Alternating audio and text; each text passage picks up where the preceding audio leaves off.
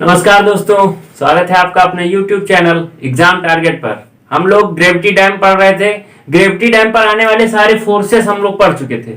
अब हम पढ़ेंगे ग्रेविटी डैम का फेल्योर कैसे, कौन कौन से मोड्स होते हैं फेल्योर के। तो मोड्स ऑफ फेल्योर, तो जो इसमें पहला है आपका, 4 प्रकार के होते हैं। एक स्लाइडिंग के कारण, एक ओवरटर्निंग के कारण, एक क्रशिंग के कारण, एक टेंशन के कारण। ठीक है, तो हम पहला बात करेंगे स्लाइडिंग फेल्योर। ठीक है, इसमें पहला हम बात करेंगे स्लाइडिंग फेल्योर। तो स्लाइडिंग फेल्योर की अगर हम बात करें, मान लीजिए आपका डैम है, ठीक है, यह आपका ग्रेविटी डैम हो गया। यहां पर जो इसके अपस्ट्रीम साइड में पानी भरा हुआ है, उसके कारण जो हॉरिजॉन्टल थ्रस्ट या हॉरिजॉन्टल प्रेशर इस पर आ रहा है, वो उसका टोटल प्रेशर आपका है सिग्मा एच। इसका जो डैम का वेट कार्य कर रहा है नीचे, वो आपका क्या हो गया, सिग्मा डब्ल्यू या सिग्मा वी कह सकते हैं। वर्टिकल जितने फोर्सेस वर्टिकली नीचे काम कर रहे हैं वो सारे हो गए सिग्मा वी। और देखिए यहाँ पे सॉइल और डैम के मटेरियल के बीच में जो है कुछ फ्रिक्शन लगेगा। ठीक है, उस फ्रिक्शन के कारण जो फोर्स लगेगा वो म्यू सिग्मा वी के बराबर हो जाएगा। ठीक है, अब हम बात करते हैं कि हाँ स्लाइडिंग फेल्योर की। तो देखिए ये जो आपका सिग्मा एच होगा, ये आपको स्लाइड कराने का फोर्स करेगा। ठीक है, तो स्लाइडिंग फोर्स आपका यहां पे हो जाएगा, स्लाइडिंग फोर्स जो आपका हो जाएगा वो कितना हो जाएगा, सिग्मा एच। ठीक है, लेकिन इसको रेजिस्ट कौन करेगा, आपका म्यू सिग्मा बी, यानी रेजिस्टिंग फोर्स आपका हो जाएगा, रेजिस्टिंग फोर्स आपका क्या हो जाएगा, म्यू सिग्मा बी। मतलब सिग्मा एच आपको जो है डैम को स्लाइड कराने की कोशिश कर रहा है, लेकिन उसके मटेरियल और सॉइल के बीच में जो फ्रिक्शन लग रहा है, देखिए म्यू की वैल्यू जनरली 0.65 से 0.75 के बीच में होती है। ठीक है, तो ये जो है इसको रोकने की कोशिश कर रहा है स्लाइड होने से। तो आपका जो इसके लिए फैक्टर ऑफ सेफ्टी होगा, ठीक है, तो फैक्टर ऑफ सेफ्टी लिया जाएगा, क्या हो जाएगा, रेजिस्टिंग फोर्स अपॉन क्या, स्लाइडिंग फोर्स। ठीक है, resisting force upon sliding force. तो रेजिस्टिंग फोर्स आपका क्या है, mu sigma B upon sliding force sigma H. ये आपका किसने ग्रेटर होना चाहिए, एक से ज्यादा होना चाहिए। ठीक है, तो फैक्टर ऑफ सेफ्टी अगर पूछा जाए किसके लिए, स्लाइडिंग के लिए डैम का, तो एक से ज्यादा होना चाहिए। ठीक है, ये आप पढ़ लीजिए। ठीक है, इसको देख लीजिए, ये आपका हो गया स्लाइडिंग फेल्योर। ठीक है, समझ में आया कि जो आपका वाटर का टोटल प्रेशर है हॉरिजॉन्टल डायरेक्शन में, वो डैम को स्लाइड कराने की कोशिश कर रहा है, लेकिन जो वर्टिकल कंपोनेंट है वो उसका जो है, उसके कारण जो डैम और सॉइल का दोनों का मटेरियल है उनके बीच में जो फ्रिक्शन लग रहा है वो इसको रेजिस्ट कर रहा है। ठीक है, तो ये आपका क्या हो गया, स्लाइडिंग फेल्योर। अगला आपका है ओवरटर्निंग फेल्योर। ठीक है, अगर आप स्लाइड से बचा ले गए तो ओवरटर्निंग से बचाते हैं इसको। तो दूसरा है आपका overturning failure, over turning failure. तो इसमें क्या होता है, ये आपका डैम हो गया, ये आपका डैम है। ठीक है, तो इधर जितने फोर्स लगेंगे इसको क्या करेंगे, ये ओवर टर्निंग को करने की कोशिश करेंगे डैम को। लेकिन डैम का जो इंटरनल मतलब इंटरनल वेट के कारण जो भी मूवमेंट कार्य करेगा, इस ओवरटर्न का विरोध करेगा। ठीक है, तो ये आपका रेजिस्टिंग मूवमेंट मान लीजिए इधर को कार्य कर रहा है। ठीक है, तो आपका एमओ क्या हो गया, ओवर टर्निंग मूवमेंट, और एमआर क्या हो गया, रेजिस्टिंग मूवमेंट।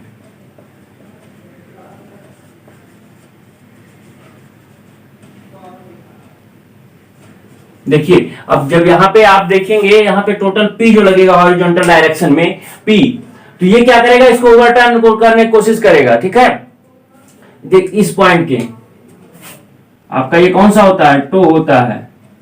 ठीक है, टो के अबाउट क्या करने की कोशिश करेगा, ओवरटर्न कोशिश करेगा, लेकिन इसके जो इंटरनल मटेरियल है वो इसको इधर ओवरटर्निंग से बचाएगा, मतलब रेजिस्ट करेगा। ठीक है, तो इसके लिए जो आपकी फैक्टर ऑफ सेफ्टी ली जाएगी वो क्या ली जाएगी, factor of safety is equal to क्या हो जाएगा, रेजिस्टिंग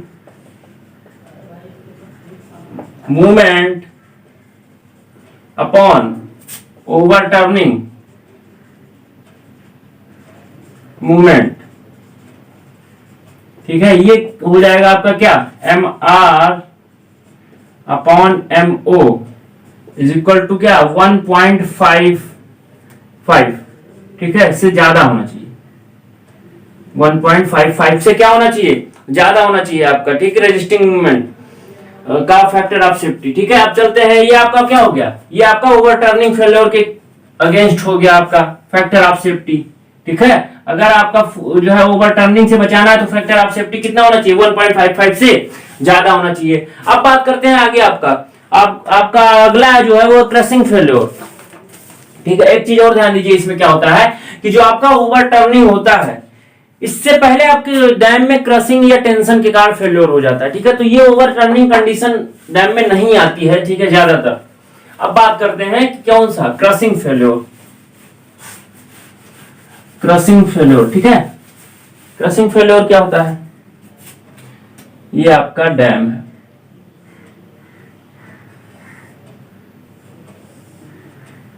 ठीक है, मान लीजिए यहाँ पे प्रेशर डायग्राम अगर हम बनाया जाए, ठीक है, तो या तो एक ऐसे होगा, ये आपका P मैक्स होगा, ये P मिनिमम होगा। ठीक है, एक ऐसे बनेगा, एक ऐसे बनेगा आपका। ठीक है, P मैक्स, P मिनिमम, ठीक है, और एक ऐसे बनेगा आपका P मैक्स, P मिनिमम। ठीक है, ये आप सोम में पढ़ते होंगे, कंबाइंड स्ट्रेस वाला चैप्टर, तो उसमें है, ये पूरा प्लस में आएगा, ये भी प्लस में, ये पोर्शन प्लस में होगा आपका, ये माइनस में होगा। ठीक है, अब बात करते हैं कि आपका थर्ड है क्रशिंग फेल्योर। ठीक है, क्रशिंग फेल्योर की अगर हम बात करें, क्रशिंग फेल्योर में क्या होगा कि आपका जो P होता है, आपका स्ट्रेस आप जानते हैं, P जो है कंबाइंड स्ट्रेस, अगर हम याद करें जो इस पर आ रहा है क्या, मूवमेंट के कारण और डायरेक्ट लोड के कारण जो इस पे कंबाइंड स्ट्रेस आ रहा है उसकी हम बात करें। ठीक है, तो क्या हो जाएगा, P by A plus minus P into E into Y upon I. ठीक है, P into E into Y upon I. अगर इसका बॉटम का सेक्शन हम बनाए, बॉटम का सेक्शन बनाए अगर, ठीक है, तो ये आपका क्या हो गया, ये आपकी चौड़ाई हो गई B। ठीक, इसको हम 1 मान लेते हैं। ठीक है, 1, और ये आपका हो गया एक्सिस दोनों। ठीक है, इस एक्सिस के अबाउट जो है रोटेट करने की कंडीशन है, ये आपका E हो गया, यहां से यहां तक ये E हो गया। ठीक है, अब बात करते हैं, यहां पे मान लीजिए आपका P कोई लग रहा है। ठीक है, P। अब हम बात करते हैं क्या कि जो है P मैक्सिमम और P मिनिमम। देखिए, प्लस दिया जाएगा तो P मैक्सिमम हो जाएगा, माइनस दिया जाएगा तो P मिनिमम हो जाएगा। ठीक, तो P बराबर क्या हो जाएगा, टोटल फोर्स आपका कितना हो जाएगा, ठीक है, सिग्मा बी के बराबर होगा ना, यहाँ पे सिग्मा बी है ना, यही तो होगा। यहाँ पे जो टोटल फोर्स ऊपर से नीचे की तरफ काम करेगा वो क्या हो जाएगा, सिग्मा बी। ठीक है, तो वही P आपका क्या हो जाएगा, सिग्मा बी, मतलब टोटल वर्टिकल डाउनवर्ड। इसी के कारण तो आपका क्या क्रशिंग होगा, जो आपके हॉरिजॉन्टल फोर्स लग रहा है इसके कारण क्रशिंग नहीं होगा, जो आपका वर्टिकल मतलब सिग्मा बी आपका जितना लग रहा है वो होगा। और ए क्या हो जाएगा, बी इंटू 1। ठीक है, प्लस माइनस P आपका सिग्मा बी हो गया इंटू ई इंटू वाई आपका क्या हो जाएगा, वाई बी बाई 2 हो जाएगा, क्योंकि इस एक्सिस के अबाउट जो है रोटेट हो रहा है। ठीक है, तो यहाँ पे b बाई 2 लिया जाएगा upon 1 into B cube upon 12। ठीक है, ये हो जाएगा। अब P की बात करें तो sigma v upon B plus minus sigma v into E upon यहाँ पे हो जाएगा स्क्वायर और ये हो जाएगा 6। ठीक है, तो यहाँ पे इंटू 6 हो जाएगा अपॉन बी स्क्वायर। ठीक, तो अगर हम P से यहाँ पे sigma b upon B common करें तो क्या हो जाएगा, 1 plus minus 6 E by B. ये आपका क्या हो जाएगा, ये आपके आया P का मैक्सिमम और मिनिमम वैल्यू। ठीक है, P इनके बीच में होना चाहिए तो आपका क्रशिंग फेल्योर नहीं होना चाहिए। P मैक्सिमम कितना होगा, sigma B upon B 1 plus 6 E by B. P minimum कितना होगा, sigma E by B 1 minus 6 E upon B. मतलब इतना जो है ये क्रशिंग के अगेंस्ट रजिस्ट कर सकता है। ठीक है, क्रशिंग फेल्योर आपको समझ में आया। अब चलते हैं लास्ट में, आपका क्या है, टेंशन फेल्योर। ठीक है, टेंशन फेल्योर के लिए क्या कंडीशन हो तो आपके डैम को टेंशन से बचाया जा सकता है। ठीक है, टेंशन जो है मेनली इसेंट्रिसिटी के कारण आता है। अगर देखिए एक्सियल लोड लगेगा आपका तो उसमें टेंशन जनरेट ही नहीं होगा, केवल कंप्रेशन आएगा। लेकिन जब आपका किसी एसेंट्रिसिटी पे लगता है तो आपका कंप्रेशन के साथ साथ बेंडिंग भी जनरेट होती है। बेंडिंग के कारण ही आपका टेंशन और कंप्रेशन दोनों, एक फाइबर में टेंशन एक फाइबर में कंप्रेशन आता है। ठीक है, तो अगर टेंशन फेल्योर की बात करें तो टेंशन फेल्योर में आपका जो है क्राइटेरिया क्या होगा, ठीक है। तो आपका जो पी मिनिमम है, अगर पी मिनिमम का मान या तो 0 हो जाए या तो फिर आपका 0 से ज्यादा हो, क्योंकि जैसे पी मिनिमम का मान अगर आपका निगेटिव में जाएगा तुरंत आपका टेंशन फेल्योर हो जाएगा, ठीक है। मतलब निगेटिव ना जाने पाए, पी मिनिमम या तो 0 या 0 से ज्यादा हो। मतलब इसके लिए अगर हम बात करें फोर्थ आपका टेंशन फेल्योर की कंडीशन की बात करें तो आपका जो पी मिनिमम है, मिनिमम आपका जो फोर्स है, पी मिनिमम का मान या तो 0 के बराबर हो या ज्यादा हो, ठीक है। और पी मिनिमम हमने क्या पढ़ा अभी, P upon A minus P into E into Y upon I, ठीक है। ये आपका 0 से ज्यादा या उसके बराबर होना चाहिए। P आपका क्या है सिग्मा V अपॉन ए क्या है B इंटू 1 माइनस P आपका क्या है sigma B into E into Y B by 2 upon 1 into B cube upon 12। ये आपका कितना 0 से ज्यादा या उसके बराबर होना चाहिए। अब बात करते हैं सिग्मा V बाई बी, आप कॉमन ले लें तो क्या हो जाएगा 1 माइनस 6 ई बाई बी, ठीक है। 1 minus 6 by E by B square, B square B common ले लिए तो बी ही बचेगा ना, शुड बी ग्रेटर देन और इक्वल टू 0। देखिए ये पोर्शन आपका इधर जाके 0 हो जाएगा, यानी 1 शुड बी ग्रेटर देन और equal to 6 E by B, जो आपका ई इसका मतलब हो गया लेस देन और इक्वल टू बी बाई 6।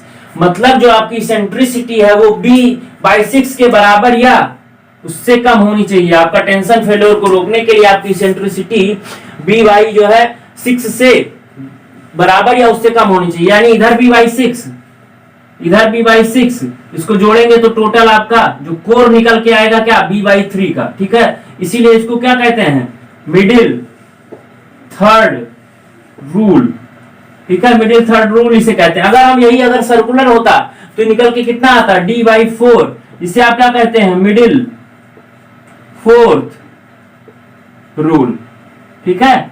ये आपका निकल के आता किसमें सर्कुलर के लिए। तो आपको मोड्स ऑफ फेल्योर समझ में आए डैम के, कौन से कंडीशन होगी तो कितना होगा। अब हम बात करते हैं एलिमेंट्री प्रोफाइल ऑफ डैम, मतलब अगर एक जो है डैम की आइडियल कंडीशन की हम बात करेंगे, ठीक है। आइडियल शेप उसका क्या होगा और उसके लिए कौन कौन से कंडीशंस होंगे, ठीक है। Elementary profile of gravity dam,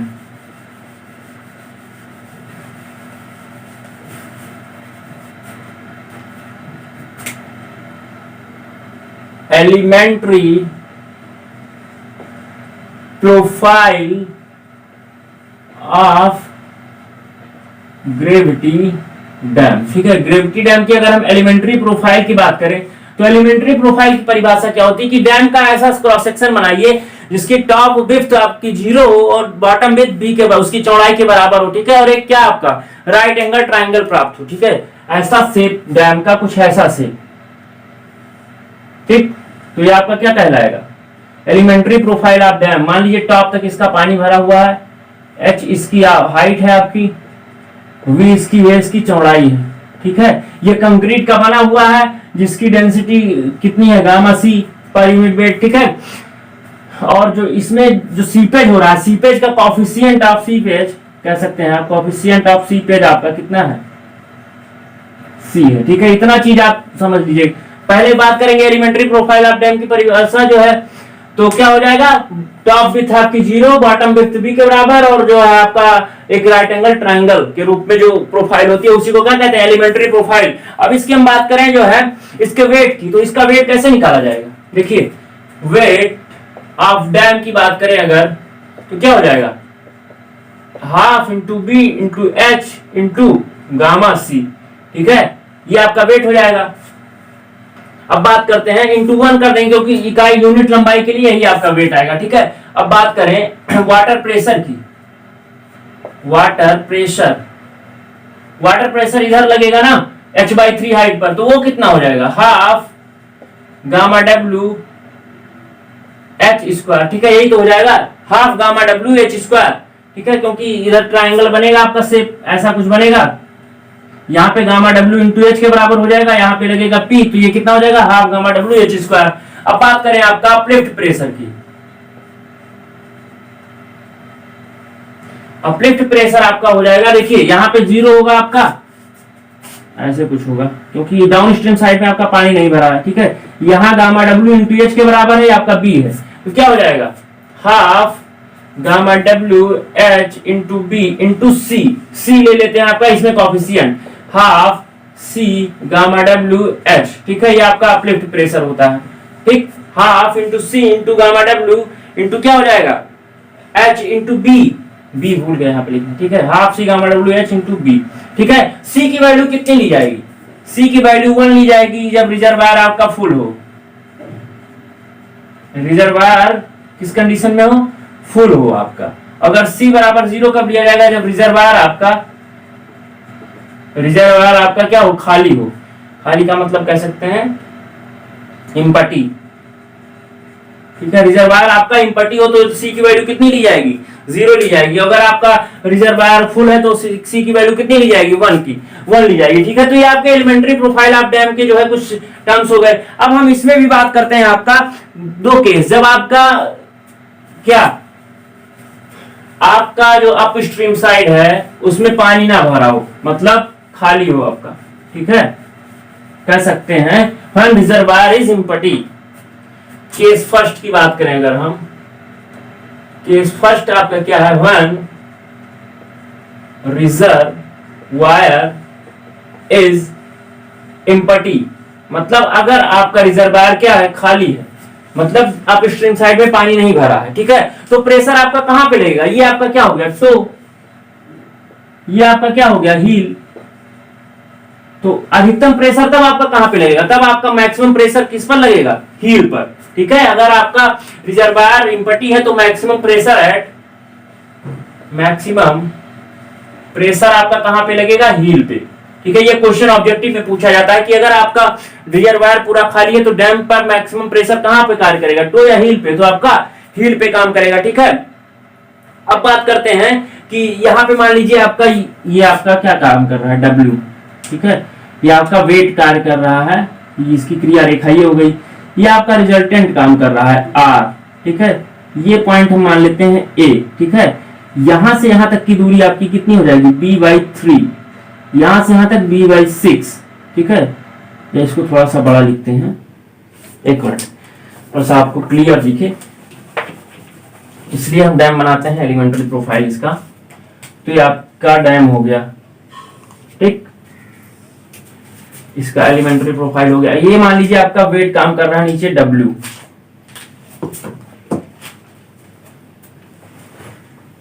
इसकी अगर क्रिया रेखा बढ़ाएं तो यहां तक है, ये आपका हो गया b/3, ठीक है।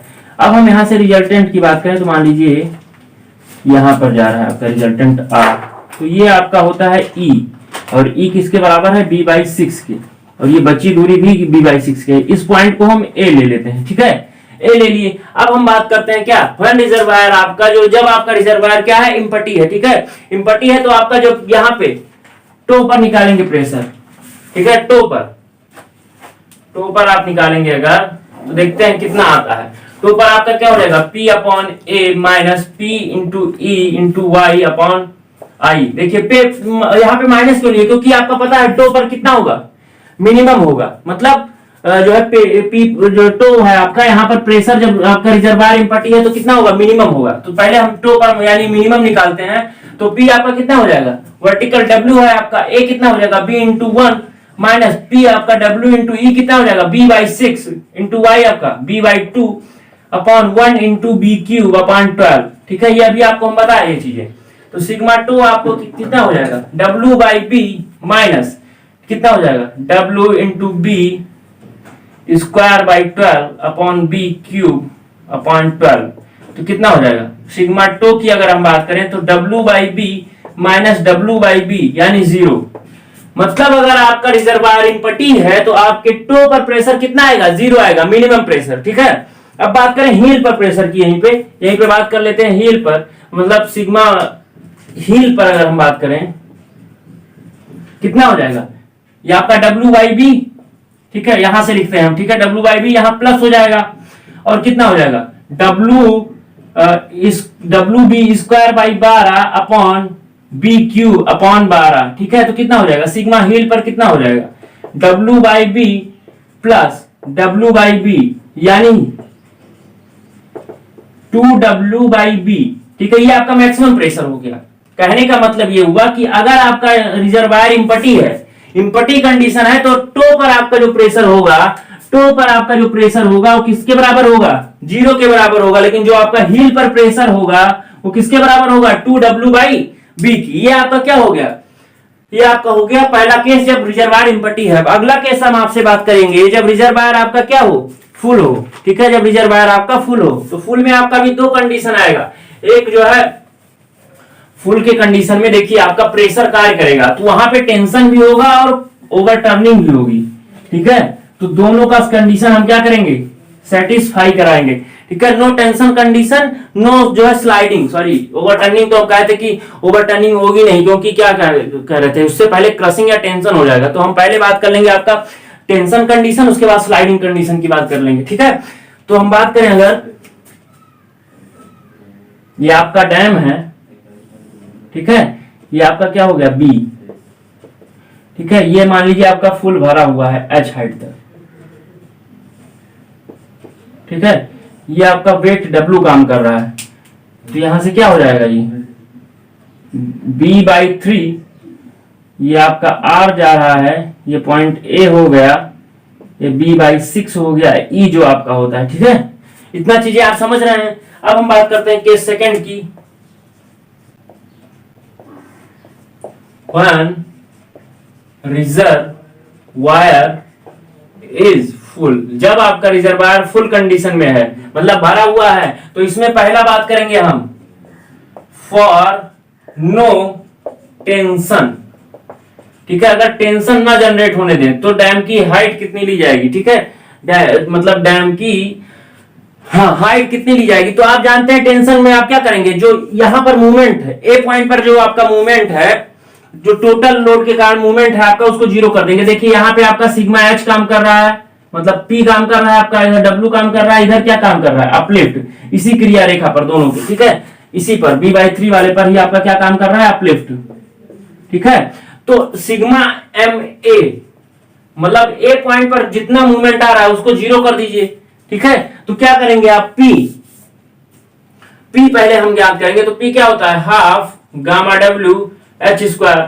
अगर हम वही बात करें W की, क्या हो जाएगा? 1/2 गुणे B into H into gamma C। ठीक है, अगर वही अपलिफ्ट की बात करें, क्या हो जाएगा? 1/2 गुणे gamma W into H into C into क्या? B। ठीक है, ये तीनों हम आपको ज्ञात करके बताए थे। ठीक है, ये तीनों अभी हमने जो है बताया आपको कैसे आता है। अब हम ए पॉइंट पर मूवमेंट लेते हैं, तो P तो आपका यहां से कितने? H/3 पर कार्य करेगा। ठीक है, तो P इंटू H/3, ठीक है, P इंटू H/3 और प्लस, नहीं प्लस कैसे होगा? ये आपका इस पॉइंट के अबाउट क्लॉकवाइज घुमाएगा, लेकिन ये लोड एंटी क्लॉकवाइज घुमाएगा। ठीक है, तो क्या हो जाएगा? -W इंटू क्या हो जाएगा? B/6। B/6 नहीं, E लिखते हैं सीधा पहले। ठीक है, P ये आपका क्लॉकवाइज, P को अगर प्लस ले रहे हैं क्लॉकवाइज को, तो P इंटू H/3 इस पॉइंट के अबाउट क्लॉकवाइज घुमाएगा। ये आपका एंटी क्लॉकवाइज घुमाएगा, तो क्या हो जाएगा? W into E। अपलिफ्ट भी आपका क्लॉकवाइज, तो plus U into B E equal to 0। ठीक है, यही तो हमको करना है। P इंटू H/3 कैसे आया पता चला आपको? P into H/3 plus minus W into E plus U into E equal to 0।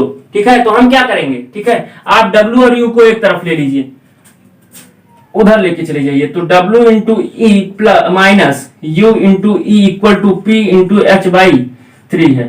ठीक है, ये चीज आप नोट कर लिए ना। चलिए ठीक है, हम बात करते हैं आगे। तो W आपका क्या है? W की वैल्यू यहाँ पे रख दीजिए। W की वैल्यू क्या है? W minus U into E common हो जाएगा, तो E आपका क्या है? B/6। ठीक है, E आपका क्या है? B/6। ठीक, अब हम बात करते हैं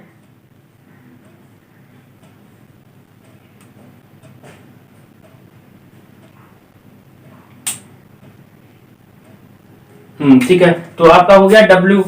अब हम क्या करते हैं कि हाँ, B/6 हमने कॉमन ले लिया। अब W क्या है? इसका वेट है, वेट हमने कितना निकाला है? Half V H into gamma C। Half B H gamma C, ठीक है, माइनस अपलिफ्ट हमने क्या निकाला है, half C gamma W into H into B, ठीक है, इक्वल्स टू पी की वैल्यू हमने कितनी रखी है, P इंटू एच बाई 3। देखिए मूवमेंट आप यहां पे मत लीजिए, मूवमेंट आप लीजिए टो के अबाउट, ठीक है, मूवमेंट आप लीजिए किसके अबाउट, टो के अबाउट। तो सिग्मा एम ए आप जीरो करिए तो ये आपका ई नहीं होके बल्कि क्या हो जाएगा, बी बाई 3, ठीक है, ये आपका क्या हो जाएगा, बी बाई 3, ठीक है, क्योंकि टो के अबाउट आपको मूवमेंट जीरो करना है। देखिए टेंशन फेलियर ना हो, मतलब आपका रिएक्शन इसके जो है बॉटम के अंदर ही रहे, आपकी जितनी रिएक्शन आ रही है टोटल फोर्स के कारण वो आपकी बॉटम से होकर जाए, इसका मतलब यहां तक पहुंचते पहुंचते मतलब जीरो हो जाए। क्रिटिकल कंडीशन हमने क्या बताई थी कि यहां पर आपका जो है जीरो हो, इससे कम ना हो, ठीक है, टो पर प्रेशर आपका जीरो हो, तो इसीलिए हम मूवमेंट टो पर जीरो करेंगे ना कि यहां पर, ठीक है, थोड़ा सा इसको करेक्ट करिएगा, टो पर हम जीरो करेंगे, वही चीज थोड़ा सा गड़बड़ हो रहा था। जब हम टो पर इसको जीरो करेंगे तो P into H by 3 minus यहाँ पे E की जगह पर B बाई 3, मतलब यहां से कितनी दूरी है, B बाई 3 की, ठीक है, तो यहां पे आप B बाई 6 ना लिख करके B बाई 3 करेंगे, ठीक, अब समझ में आया ना, B बाई 3 करेंगे, ठीक है। अब ये हो गया P इंटू P की वैल्यू कितना रख देंगे, half gamma W H square, half gamma W H square into H by 3, ठीक। तो आप क्या करिए, अब आप इसको सॉल्व करिए, तो देखिए b बाई 3 आपका है पहले से इंटू, इसमें से कॉमन कितना हो रहा है, 1/2 कॉमन हो रहा है, b कॉमन हो रहा है, और क्या कॉमन हो रहा है, h कॉमन हो रहा है, और क्या आप गामा w कॉमन ले लीजिए यहां से, तो हाफ बी एच कॉमन हो गया, गामा सी अपॉन गामा w आ गया, क्योंकि गामा w आप बाहर लिए तो इसके नीचे गामा w आ जाएगा, माइनस c आ जाएगा आपका, ठीक है, c गामा w b और h कॉमन ही हो गया हाफ, तो बराबर क्या हो जाएगा, half gamma W H square into H by 3, ठीक। v देखिए 1/2 कट गया, ठीक है, एच स्क्वायर आपसे आपका एक h कट गया, ठीक, यहां पे एच स्क्वायर से आपका एच स्क्वायर है, एक h कट गया, ठीक। अब बचा गामा डब्ल्यू से आपका गामा डब्ल्यू कट गया,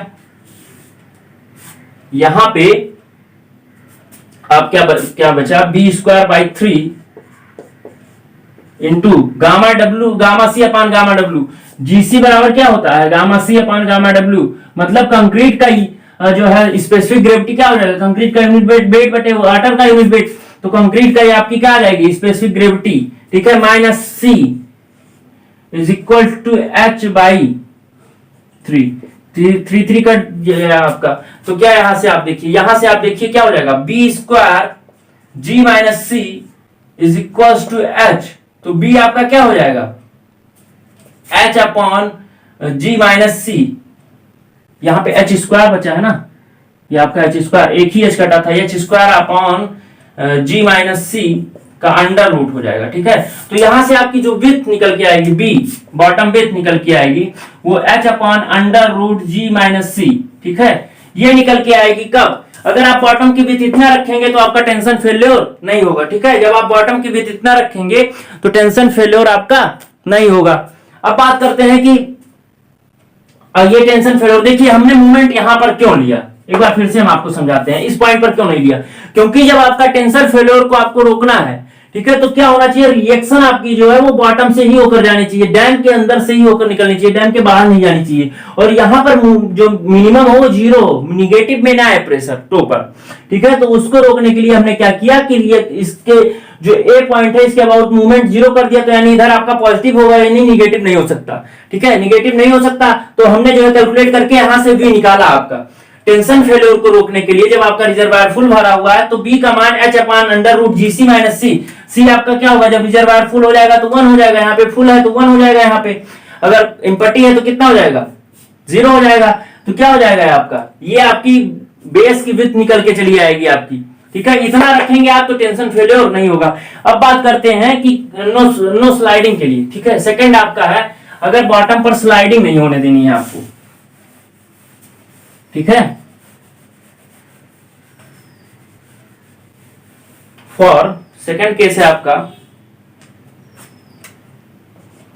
फॉर नो स्लाइडिंग, आपको स्लाइडिंग को रोकना है, तो क्या करेंगे, म्यू सिग्मा बी का मान आप सिग्मा एस से ज्यादा रख देंगे। ठीक है, यही तो बताया था हमने, जितना टोटल फोर्स लग रहा है आपका वर्टिकल डायरेक्शन में, म्यू सिग्मा बी, एक अपलिफ्ट आपका ऊपर की तरफ लग रहा है, एक वेट लग रहा है। ठीक है, तो म्यू इंटू सिग्मा बी आपका क्या हो जाएगा, W minus you should be greater then किससे होना चाहिए, सिग्मा एच मतलब पी से, पी जो आपका लग रहा है उससे ज्यादा होना चाहिए। म्यू डब्ल्यू आपने क्या निकाला अभी, half gamma C into B into H. ठीक है, ये आपका वेट हो गया, half V H into gamma C. ठीक है, माइनस ये आपका half into C into gamma W into H into B. ठीक है, half C gamma W H B. जब आप ऐसे निकालेंगे इसको क्या हो जाएगा, ये आपका गामा डब्ल्यू इंटू एच हो जाएगा, ये आपका बी हो जाएगा। ठीक है, तो 1/2 gamma W H into B into C आपका कॉफिशिएंट जुड़ गया। ठीक, तो ये हो गया बराबर पी आपका क्या, half gamma W H square. ठीक है, ये आपका पी हो गया। अब बात करते हैं mu into 1/2 B H gamma C, इतना हम कॉमन लेंगे। ठीक है, गामा डब्ल्यू यहाँ पे कॉमन लेंगे, गामा सी नहीं गामा डब्ल्यू कॉमन लिया, तो क्या हो जाएगा, गामा सी upon gamma W minus C. ठीक है, इतना बचा, इधर क्या, half gamma W H square, half gamma W यहां से आपका कट गया। ठीक है, एक एच से आपका एक एच कट गया, बचा क्या यहाँ पे, म्यू इंटू बी इंटू जी सी हो जाएगा, ये सी इक्वल टू एच, यही तो बचा। तो यहां से आप बी निकालेंगे तो कितना आ जाएगा, बी दिख नहीं रहा होगा, देखते हैं ऊपर लिख के। तो यहां से आप जब बी निकालेंगे, ठीक है, बी बराबर क्या आ जाएगा आपका, क्या, एच अपॉन म्यू इंटू जी सी माइनस सी। ठीक है, यहां से आपकी जब आपका रिजर्वायर फुल कंडीशन में और स्लाइडिंग को रोकना तो यहां से विड्थ निकालेंगे। ठीक है, अब एक बार आप क्या करेंगे, टेंशन वाली विड्थ निकाल लेंगे, एक बार क्या करेंगे, स्लाइडिंग के लिए विड्थ निकाल लेंगे। उनमें से जो ज्यादा होगी उस विड्थ को आप क्या करेंगे, प्रोवाइड कर देंगे, उस विड्थ का आप डैम बना देंगे, तो आपका डैम टेंशन और स्लाइडिंग दोनों में क्या हो जाएगा, सेफ हो जाएगा। ठीक है, ये आपका हो गया ग्रेविटी डैम के बारे में। ठीक है, इससे मतलब यही क्वेश्चन मेनली पूछता है कि ग्रेविटी डैम का बेस विड्थ आप बताइए, अगर फुल भरा हुआ है, ये फॉर्मूले पे क्वेश्चन पूछता है नहीं। हमने जितने जो है उसके फोर्सेस बताए, कौन कौन से फोर्स आते हैं उस पर। ठीक है, तो ये सारे जो है ग्रेविटी डैम के बारे में आपके हो गए। अब हम बात करेंगे अर्थन और रॉकफिल डैम की। ठीक है, तो उसमें कुछ टर्म्स पूछे जाते हैं, उन्हीं टर्म्स की हम बात करेंगे। ठीक है, ज्यादा कुछ उसमें नहीं, कुछ टर्मिनोलॉजी जैसे पूछा गया था एसएससी में कि कोर वाल किस डैम में पाया जाता है। ठीक है, तो कोर वाल जो आपकी होती है अर्थन डैम में कोर वाल पाई जाती है। ठीक है, तो हम बात करते हैं earthen dam and rockfill dam की। Earthen dam and rockfill dam की बात करेंगे। ठीक है, earthen dam and rockfill dam की। तो ठीक है, इसमें हम कुछ टर्म्स क्या करते हैं, अर्थन डैम में क्या करते हैं कि मिट्टी लेते हैं, मिट्टी मतलब जो आपकी या तो जो वहां पे मौजूद है जहां पे डैम बनाना है वो मिट्टी, या फिर आप श्रेणीकृत मिट्टी लेंगे, उसमें कुछ मिक्सचर करेंगे। तो अर्थन डैम में क्या होता है, नॉर्मल मिट्टी को जो हम क्या करते हैं, कंपैक्ट करके काफी और डैम बना देते हैं। तो मिट्टी अपने शियर स्ट्रेंथ के कारण क्या करती है, पानी के स्ट्रेस को वियर कर लेती है। रॉकफिल डैम में क्या होता है कि उसमें पत्थरों की जो है भराई करके हमने बनाते हैं, जो पत्थर के भाटे होते हैं उनकी भराई करके हम क्या बनाते हैं, रॉकफिल डैम। तो ये आपके डैम हो गए। अब हम बात करते हैं कुछ टर्म्स की। तो terms related to earthen dam की बात करें तो पहला टर्म है आपका सैचुरेशन ग्रेडियंट और हाइड्रोलिक लाइन। पहला है आपका सैचुरेशन ग्रेडियंट और हाइड्रोलिक लाइन। ठीक है, दोनों एक ही चीज है। मान लीजिए आपका अर्थन डैम कुछ इस शेप का बनाया जाता है, ट्रेपेजॉइडल शेप का। आपका अर्थन डैम बना है, इधर पानी है, अर्थ है तो आपको पता है पानी का सीपेज होगा। मान लीजिए सीपेज होते होते ऐसे ऐसे जा रहा है। ठीक है, और यहां इसके नीचे की सारी माटी की मिट्टी क्या हो गई आपकी, सारी सॉइल आपकी क्या हो गई, सेचुरेट, और इधर की क्या है, ड्राई। ठीक है, तो सेचुरेशन लाइन वह लाइन होती है जिस लाइन के नीचे सभी सॉइल के सभी पार्टिकल सेचुरेट हो जाते हैं और उस लाइन के ऊपर सभी पार्टिकल ड्राई कंडीशन में होते हैं। तो उस लाइन को हम क्या कहते हैं, सेचुरेशन ग्रेडियंट और हाइड्रोलिक ग्रेडियंट लाइन। ठीक है, याद कर लीजिए, ऐसी लाइन अर्थन डैम में, ऐसी लाइन जिसके नीचे की सारी सॉइल आपकी सेचुरेटेड अवस्था में होती है और ऊपर की सॉइल ड्राई अवस्था में होती है, तो आपका क्या कहलाता है, सेचुरेशन लाइन जो है आपका, या सेचुरेशन ग्रेडियंट लाइन, या आपकी हाइड्रोलिक लाइन कहलाती है। देखिए ये जो लाइन होती है आपकी, ये लाइन आपकी कभी भी डैम के बाहर नहीं जानी चाहिए, डैम के बेस से ही आपकी यहाँ पे मिल जानी चाहिए। ऐसा क्यों होता है, अगर बाहर जाएगी तो क्या हो जाएगा, पाइपिंग क्रिएट हो जाएगा, पाइपिंग क्रिएट हो जाएगा तो आपका डैम फेल हो जाएगा। तो इसीलिए हम इस लाइन को कोशिश करते हैं कि ये बीच में ही रहे, इसके लिए हम यहाँ पे फिल्टर बना देते हैं। ठीक है, फिल्टर बना देते हैं। फिल्टर बनाने से क्या होता है कि अगर लाइन बाहर जा रही है यहाँ पे तो क्या करेगा, यहाँ फिल्टर पे मिल जाएगी, फिल्टर पे मिल जाएगी तो फिल्टर आपका पानी को नीचे से लेके चला जाएगा, तो डैम आपका फेल होने से बच जाएगा। ठीक है, तो ये आपका क्या होता है, हाइड्रोलिक लाइन। अब बात करते हैं दूसरा आपका क्या है, फ्रेटिक लाइन।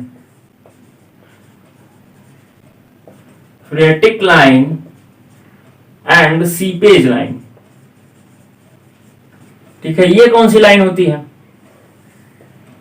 ठीक है, तो जब अर्थ हम बात करते हैं फ्रेटिक लाइन की, ठीक है, तो आपका अर्थन डैम है, मान लीजिए ये,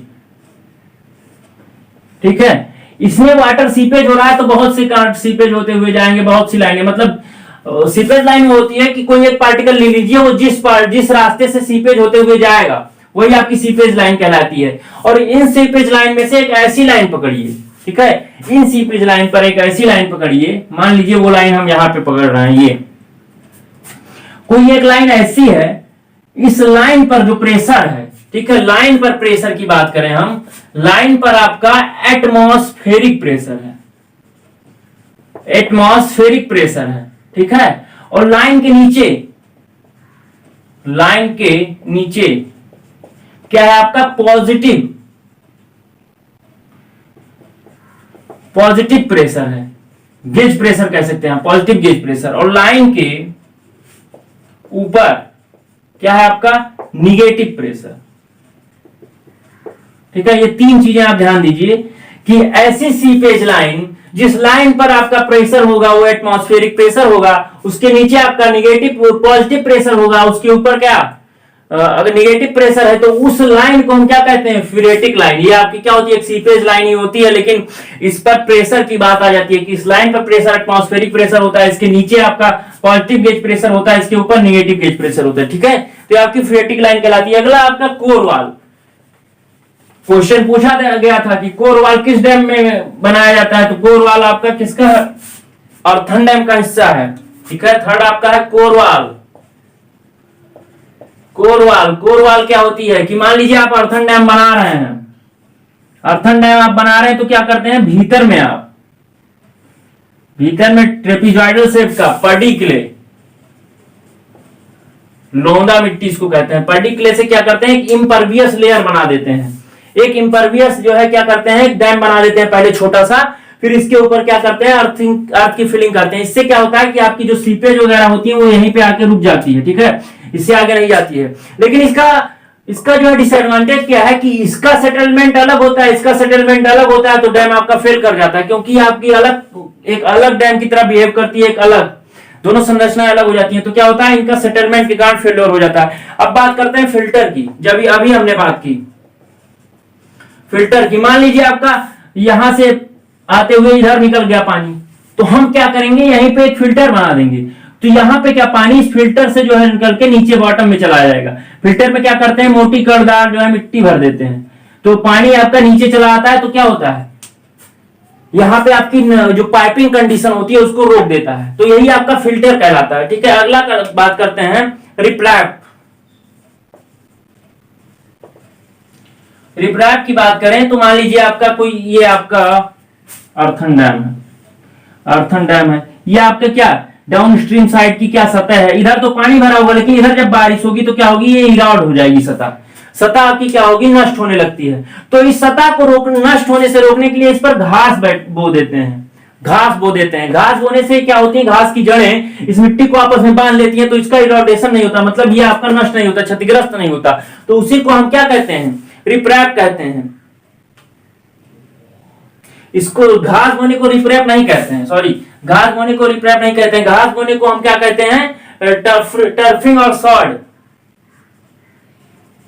टर्फिंग और सॉर्ड कहते हैं इसको। ठीक है, जब घास बैठा दिया जाता है इसके चारों तरफ, इसके डाउन स्ट्रीम साइड में, तो उसे हम क्या कहते हैं, टर्फिंग और सॉर्ड। और रिफ रैप किसे कहते हैं, रिपरैप किसे कहते हैं कि जब इसमें क्या होता है कि अप स्ट्रीम तथा डाउन स्ट्रीम साइड में दोनों के सॉइल को मतलब क्षतिग्रस्त होने से रोकने के लिए हम इस पे पत्थर की पिचिंग कर दें तो उसे हम क्या कहते हैं, रिपरैप। लेकिन अगर डाउन स्ट्रीम साइड में हम क्या करें, इसके ढालू सतह पर घास की बैठा दें या बो दें तो उसे हम क्या कहते हैं, टर्फिंग और सॉर्ट कहते हैं। ठीक है, तो ये आपके क्या हो गए, कुछ टर्म्स हो गए अर्थन डैम की। अब बात करते हैं टाइप्स ऑफ अर्थन डैम की।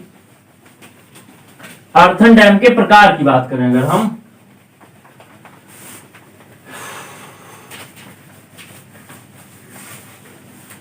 तो एक होता है आपका होमोजीनियस होता है, एक होता है जोन अर्थ, एक होता है earth dam with core wall and diaphragm. ठीक है, तो एक होता है आपका क्या, होमोजीनियस डैम, एक दूसरा होता है आपका जोन अर्थ डैम, जोन अर्थ डैम, और थर्ड होता है आपका कोर वॉल डैम और डायाफ्राम डैम। ठीक है, देखिए एक क्वेश्चन पूछता है कि कोर वॉल डैम को क्या कहते हैं, तो डायाफ्राम डैम भी कहते हैं। देखिए होमोजीनियस डैम क्या होता है कि ऐसा डैम जिसको एक ही प्रकार की सॉइल से बनाया जाए, एक ही प्रकार की सॉइल से आप जिस डैम को बनाएंगे तो उसे होमोजीनियस डैम कहेंगे। लेकिन जोन ऑफ अर्थन डैम में क्या करते हैं कि मान लीजिए आपका अर्थन डैम है तो इसमें क्या करते हैं, कई जोन्स में आप क्या करते हैं, जैसे मान लीजिए यहां पर आपने क्या सैंड, बड़े बड़े सैंड के भर दिए, फिर यहाँ पे आपने क्ले का एक जोन बना दिया। ठीक है, तो इसमें जोन्स में बढ़ जाता है, अलग अलग सॉइल का अलग अलग जोन हो जाता है, तो इसे क्या करते हैं, जोन अर्थ डैम। कोर वॉल अर्थ डैम जो अभी हमने बताया कि डैम के बीचों बीच में हम क्या करेंगे, एक पहले हम बना देंगे कोर वॉल, उसके बाद इसका कंस्ट्रक्शन करेंगे। ठीक है, तो ये आपका कोर वॉल या डायाफ्राम डैम कहलाता है। ठीक है, ये आपके अर्थन डैम के टाइप हो गए। ठीक, अब हम आगे बात करते हैं आपसे स्पिलवे। ठीक है, डैम आपका बन गया। ठीक है, डैम आपका बन गया तो अब आपको हमने बताया ना डैम के टाइप सारे, कि कॉफर डैम का यूज कहां करते हैं और ये सब हमने आपको पहले लेक्चर में बताया। ठीक है, तो सारे डैम के टाइप आप पढ़ लीजिए, और जो डैम के एग्जांपल्स दिए हैं हमने, जैसे आर्च डैम का, इडुक्की डैम हमने बताया जो भारत में एक ही है, इन सब को जो है पढ़ लीजिए, ये टेक्निकल में आपके पूछे जाते हैं। ठीक है, तो हम बात करते हैं अब स्पिलवेज की।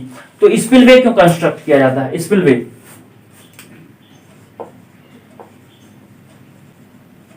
ठीक है, स्पिलवे बनाया जाता है। मान लीजिए आपका डैम है, डैम का जो फुल रिजर्वायर लेवल है वहां तक पानी है तो डैम रोक के रखता है, लेकिन फुल रिजर्वायर के ऊपर लेवल के ऊपर पानी आपका आ गया, ये आपका डैम है। ठीक, ये आपका फुल रिजर्वायर लेवल है, पानी यहां तक भरा है तब तो ठीक है, कोई बात नहीं, लेकिन पानी आप यहां तक आ गया या फिर यहां आ गया तो इसके ऊपर से जाने लगेगा तो आपका डैम क्षतिग्रस्त हो जाएगा। यहां पर आ गया तो इस पानी को कैसे निकालेंगे, तो स्पिलवे एक अतिरिक्त संरचना होती है, वो भी डैम का ही पार्ट होता है। लेकिन क्या किया जाता है कि मान लीजिए डैम का अगर हम सामने का एलिवेशन देखें, ठीक है, तो ये हो जाएगा आपका डैम बना हुआ है कुछ ऐसा, तो हम क्या करते हैं इसके किसी एक किनारे पर इक्का ऊंचाई का बना देते हैं डैम। ठीक है, तो इससे पानी आपका क्या करता है, स्पिल आउट हो जाता है डाउन स्ट्रीम साइड में, तो आपका जो डैम होता है वो क्षतिग्रस्त होने से क्या होता है, बच जाता है। ठीक, तो आपका क्या कहलाता है, वो स्पिलवे कहलाता है। ठीक है, तो डैम से आपका पानी को अगर फुल सप्लाई लेवल से क्या हो गया, फुल रिजर्वायर लेवल से ज्यादा हो गया तो पानी को स्पिल आउट करने के लिए हम क्या करते हैं, स्पिलवे का निर्माण करते हैं। और जो स्पिलवे का क्रेस्ट होता है वो कहां पे रखा जाता है, फुल रिजर्वायर लेवल पर, क्योंकि अगर उससे ज्यादा पानी हो तभी डाउन स्ट्रीम में आए, उससे कम पानी को ना बाहर निकाले। ठीक है, क्रेस्ट आपका कहां पे रखा जाएगा, फुल रिजर्वायर लेवल पर रखा जाएगा। ठीक है, ये चीज हो गया। इसे आपको स्पिलवे को आप क्या कहते हैं, डैम का सेफ्टी वाल्व कहते हैं इसे, ये चीज नोट कर लीजिएगा। डैम का सेफ्टी वाल्व किसे कहते हैं, स्पिलवे को कहते हैं। अब बात करते हैं स्पिलवे की, तो कुछ स्पिलवे होते हैं उनको देख लीजिए आप कैसे होते हैं। ठीक है, ज्यादा इससे यही बस पूछा जाता है स्पिलवे के बारे में। पहला आप जानिए वर्टिकल और ओवरफ्लो स्पिलवे। ठीक है, वर्टिकल और ओवरफ्लो स्पिलवे, वर्टिकल और स्ट्रेट ड्रॉप स्पिलवे।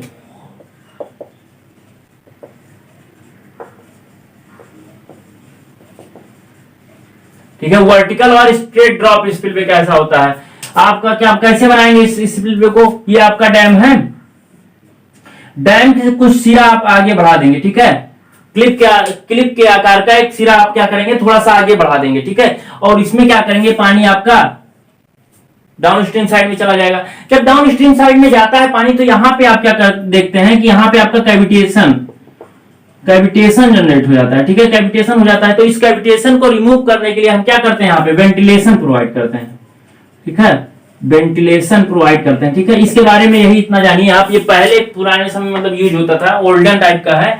और उसके बाद में क्या है कि इसमें क्लिप का निर्माण कर देते हैं, और उसके बाद में ओवरफ्लो होता रहता है पानी, और नीचे कैविटेशन होने के कारण इसमें वेंटिलेशन प्रोवाइड करते हैं जिससे कैविटेशन ना हो, ठीक है। अब हम अगला बात करते हैं ओजी स्पिलवे। सेकंड है आपका, सेकंड है ओजी स्पिलवे, ठीक है, ओजी स्पिलवे और ओवरफ्लो। सचिन पूछा था कि ओवरफ्लो गियर किसे या ओवरफ्लो डैम किसे कहते हैं, तो किसे कहते हैं, स्पिलवे को कहते हैं, ठीक है। अब बात करते हैं ओजी का, तो ये आपका कहता है फॉलिंग नेपी और कह सकते हैं लोअर नेपी के शेप का होता है, ठीक है। नेपी जब गिरती है तो उसका निचला सिरा जैसे होता है, ये आपका डैम है तो इसको ऐसे बनाया जाता है, कुछ ऐसे शेप में बना दिया जाता है, तब इसके ऊपर से पानी आपका फॉलिंग नेपी की तरह जाता है। तो ये आपका क्या ये ओल्डन टाइप का जो है ये भी पुराने समय में यूज होता है। ये स्ट्रेट का जो है सुधरा हुआ रूप है, जो हमने अभी स्ट्रेट टाइप का स्ट्रेट फॉलिंग जो है स्पिलवे पढ़ा, उसका क्या है, सुधरा हुआ रूप है। ये आपका फॉलिंग नेपी के शेप का होता है, लोअर नेपी के शेप का होता है, ठीक है। ये कंक्रीट मैसनरी डैम्स के लिए, जैसे कंक्रीट हो गया, यूज कहां होता है, कंक्रीट मैसनरी या फिर रॉकफिल कह सकते हैं, मतलब इन्हीं सब डैम के लिए आपका क्या होता है, ये जो है यूजफुल होता है। अब अगला बात करते हैं सूट स्पिलवे।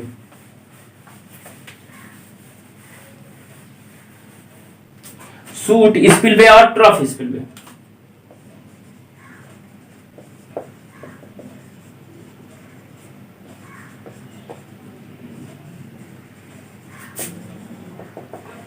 सूट स्पिलवे और ट्रफ स्पिलवे, ठीक है। ये क्या होता है, सूट स्पिलवे और ट्रफ स्पिलवे। देखिए जो आपका क्या होता है कि जब आप ओजी स्पिलवे बनाते हैं तो क्या करते हैं कि देखिए ये ओजी स्पिलवे है, इसकी सरफेस ऐसी होती है, मतलब पानी इसके सरफेस को टच करते हुए जाता है। तो ये किस प्रकार की कंक्रीट या मैसनरी डैम में बनाया जाता है। लेकिन जब आपका अर्थन डैम हो, मान लीजिए आपका अर्थन डैम है, ठीक है, इसके ऊपर अगर पानी टच करते हुए जाएगा तो इसकी सतह को क्या करेगा, क्षतिग्रस्त कर देगा, छता इसकी कटने लगेगी। तो क्या करते हैं कि जहां पे आपका अर्थन डैम की बात आ जाती है तो आप ओजी स्पिलवे बना नहीं सकते, ना ही उसकी सतह से पानी निकाल सकते हैं। तो आप क्या करते हैं, आप यहाँ वहां पे स्पिलवे या सूट जो है सूट या ट्रफ स्पिलवे का निर्माण करते हैं। वो आपका डैम से अलग एक होता है, ठीक है, सैडल में बनाया जाता है, डैम के अलग बनाया जाता है, ठीक है। उसमें क्या होता है कि पानी आपका जो है ऊपर से आपका फ्लो करता है, स्पिलवे के सिरे से जो है क्या करता है, देखिए मान लीजिए आपका स्पिलवे है, स्पिलवे के अक्ष के समकोणक मतलब परपेंडिकुलर आप क्या बना देते हैं, ट्रफ बना देते हैं। तो पानी जो है स्पिलवे के ऊपर से आता है, ट्रफ में गिरता है, ट्रफ से होते हुए आपका कहां चला जाता है, डाउन स्ट्रीम साइड में। तो ये आपका सूट या ट्रफ स्पिलवे होता है। क्या होता है कि ये आपके अर्थन डैम किसके लिए उपयोगी होता है, यही पूछा जाएगा आपसे। ये अर्थन डैम और रॉकफिल डैम या फिर कह सकते हैं आप फ्लेक्सिबल डैम या नॉन रिजिड डैम के लिए जो है यूजफुल होता है, ठीक है। अगला है आपका साइड चैनल स्पिलवे। ये भी आपका ट्रफ की तरह है, बस ये क्या है, इसमें चैनल बना दिया जाता है, ठीक है, साइड चैनल स्पिलवे, ठीक है। साइड चैनल स्पिलवे क्या होता है कि आपका जो डैम है, ये आपका डैम बना हुआ है, ये आपकी रिवर है, तो क्या करते हैं कि यहां से एक चैनल बना देते हैं, ठीक है, और इसका लेवल कहां पे रखते हैं, फुल रिजर्वायर लेवल तक। तो क्या होता है जब फुल रिजर्वायर लेवल से पानी आपका अधिक होता है तो पानी इस चैनल से होते हुए डाउन स्ट्रीम साइड में चला जाता है। इसका निर्माण किस डैम के लिए करते हैं, उसी अर्थन डैम या रॉकफिल डैम के लिए ही करते हैं, क्योंकि उसी में सॉइल जो है डैम के ऊपर से नहीं ले जा सकते, क्योंकि वो आपकी सॉइल नष्ट हो जाएगी, डैम आपका नष्ट हो जाएगा। तो क्या करते हैं, एक साइड चैनल बना के उसके बगल से निकाल देते हैं। अगला है आपका शाफ्ट और ग्लोरी होल स्पिलवे। शाफ्ट और ग्लोरी होल स्पिलवे। इसमें क्या करते हैं, जब आपके लिए जो है स्पिलवे बनाने की जगह ना पर्याप्त हो, ठीक है, आपका स्पिलवे बनाने का जगह पर्याप्त ना हो, तो डैम के, मान लीजिए आपका डैम है, ठीक है, डैम का ये पार्ट है, तो डैम में ही क्या करते हैं, एक शाफ्ट बना देते हैं आपका, ठीक है, कुछ इस टाइप का आपका शाफ्ट बना देते हैं। इसमें फनल लगा होता है, फनल से आपका क्या होता है, ये फुल रिजर्वायर लेवल तक होता है, तो फनल से पानी आपका आता है किसमें, शाफ्ट में, और शाफ्ट से होते हुए डाउन स्ट्रीम साइड में चला जाता है, ठीक है। जब आपका जगह ना पर्याप्त हो तो शाफ्ट या ग्लोरी होल स्पिलवे का यूज करते हैं। अगला है आपका लास्ट है साइफन स्पिलवे।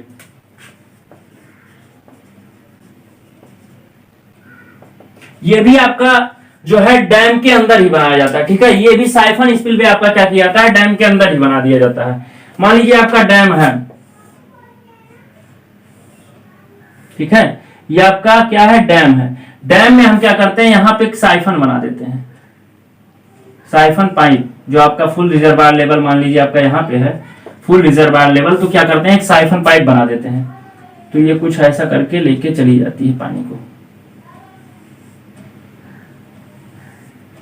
और ये डाउन स्ट्रीम साइड में पानी को गिरा देती है। देखिए, आप देखेंगे तो इसका जो मुंह है फुल रिजर्वायर लेवल से नीचे है, मतलब जब साइफन क्रिया शुरू हो जाएगी तो अपने तब तक ये नहीं रुकता जब तक इसको कहीं से एयर, मतलब इसको कहीं से वेंटिलेशन ना प्राप्त हो, या फिर एटमॉस्फेरिक प्रेशर आपको ना मिल जाए कहीं से, तो तब तक ये आपका साइफन क्रिया चलती रहेगी। मतलब ये आपका फुल रिजर्वायर से ज्यादा आपको खाली कर देगा, फुल रिजर्वायर जो आपका लेवल है उससे ज्यादा आपका खाली कर देगा पानी, तो हमारा जो स्टोरेज है वो कम हो जाएगा। तो करते क्या है कि फुल रिजर्वायर पर लेवल पर लाकर एक यहाँ पे वेंटिलेशन पाइप यहाँ पे लगा देते हैं कैसे, तो जैसे पानी यहाँ तक खत्म होता है तुरंत यहाँ से एयर इसको मिल जाती है, और क्या हो जाता है, ये साइफन क्रिया रुक जाती है। ठीक, तो ये आपका डैम वाला चैप्टर यहीं पे खत्म हुआ है। अब हम अगले चैप्टर में आपको पढ़ाएंगे रिवर ट्रेनिंग वर्क। कैसा लगा आपको जरूर बताइएगा, ठीक है, धन्यवाद।